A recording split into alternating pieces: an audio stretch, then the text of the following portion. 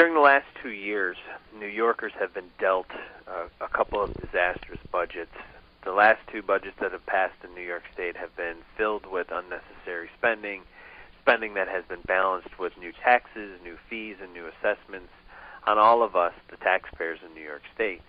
The good news is today, however, because of the leadership of Governor Cuomo and the Legislature, New York has gotten off its path to economic ruin and on a path towards a greater future, one that will reduce spending and reduce taxes and create private sector jobs here in New York State.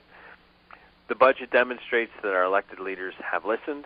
By capping education and Medicaid expenses, they've addressed two of the largest core cost drivers in state-controlled spending.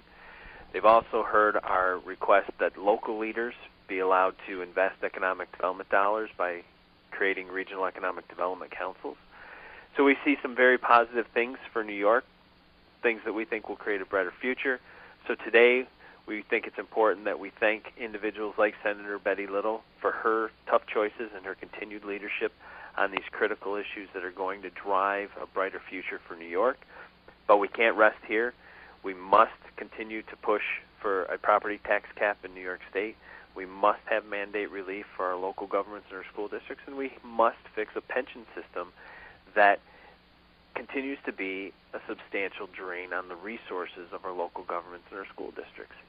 Without fixing those three things, anything that was accomplished in this budget could be reversed. So we have to continue to push forward. But today, we think it's important to thank Senator Little for her continued leadership in the Senate and for her continued work on behalf of her constituents and the taxpayers of New York State.